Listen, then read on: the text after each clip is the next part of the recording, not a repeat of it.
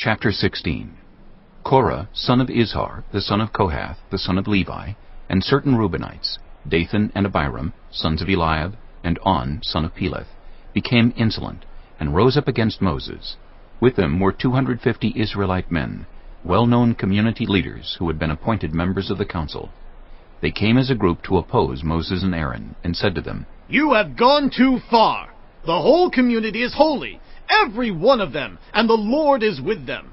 Why then do you set yourselves above the Lord's assembly?" When Moses heard this, he fell face down. Then he said to Korah and all his followers, "In the morning the Lord will show who belongs to him and who is holy, and he will have that person come near him. The man he chooses he will cause to come near him. You, Korah, and all your followers are to do this. Take censers and tomorrow put burning coals and incense in them before the Lord. The man the Lord chooses will be the one who is holy. You Levites have gone too far." Moses also said to Korah, "Now listen, you Levites. Isn't it enough for you that the God of Israel has separated you from the rest of the Israelite community and brought you near himself to do the work at the Lord's tabernacle and to stand before the community and minister to them? He has brought you and all your fellow Levites near himself, but now you are trying to get the priesthood too. It is against the Lord that you and all your followers have banded together. Who is Aaron that you should grumble against him?" Then Moses summoned Dathan and Abiram, the sons of Eliab. But they said, "We will not come. Isn't it enough that you have brought us up out of a land flowing with milk and honey to kill us in the wilderness? And now you also want to lord it over us? Moreover, you haven't brought us into a land flowing with milk and honey, or given us an inheritance of fields and vineyards. Do you want to treat these men like slaves? No, we will not come." Then Moses became very angry and said to the Lord, "Do not accept their offering. I have not taken so much as a donkey from them, nor have I wronged any of them." Moses said to Korah, "You and all your followers are to appear before the Lord tomorrow. You and they and Aaron. Each man is to take his censer and put incense in it, 250 censers in all, and present it before the Lord. You and Aaron are to present your censers also." So each of them took his censer, put burning coals and incense in it, and stood with Moses and Aaron at the entrance to the tent of meeting. When Korah had gathered all his followers in opposition to them at the entrance to the tent of meeting, the glory of the Lord appeared to the entire assembly. The Lord said to Moses and Aaron, "Separate yourselves from this assembly, so I can put an end to them at once." But Moses and Aaron fell face down and cried out, "O God, the God who gives breath to all living things, will you be angry with the entire assembly when only one man sins?"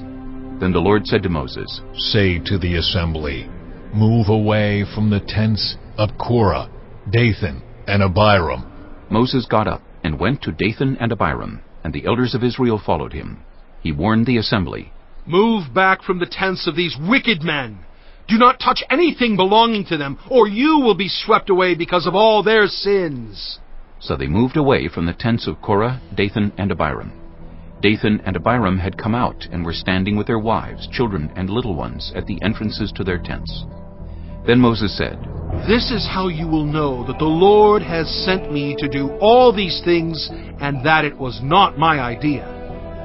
If these men die a natural death and suffer the fate of all mankind, then the Lord has not sent me. But if the Lord brings about something totally new, and the earth opens its mouth and swallows them with everything that belongs to them, and they go down alive into the realm of the dead, then you will know that these men have treated the Lord with contempt." As soon as he finished saying all this, the ground under them split apart, and the earth opened its mouth and swallowed them and their households, and all those associated with Korah, together with their possessions. They went down alive into the realm of the dead, with everything they owned. The earth closed over them, and they perished and were gone from the community. At their cries, all the Israelites around them fled, shouting, "The earth is going to swallow us too!" And fire came out from the Lord and consumed the 250 men who were offering the incense. The Lord said to Moses, Tell Eleazar, son of Aaron the priest, to remove the censers from the charred remains and scatter the coals some distance away, for the censers are holy, the censers of the men who sinned at the cost of their lives. Hammer the censers into sheets to overlay the altar, for they were presented before the Lord and have become holy. Let them be a sign to the Israelites. So Eleazar the priest collected the bronze censers brought by those who had been burned to death, and he had them hammered out to overlay the altar, as the Lord directed him through Moses. This was to remind the Israelites that no one except a descendant of Aaron should come to burn incense before the Lord, or he would become like Korah and his followers. The next day, the whole Israelite community grumbled against Moses and Aaron. "You have killed the Lord's people," they said. But when the assembly gathered in opposition to Moses and Aaron and turned toward the tent of meeting, suddenly the cloud covered it, and the glory of the Lord appeared. Then Moses and Aaron went to the front of the tent of meeting, and the Lord said to Moses, Get away from this assembly, so I can put an end to them at once. And they fell face down.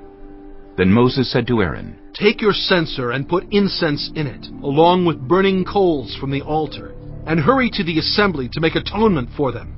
Wrath has come out from the Lord. The plague has started."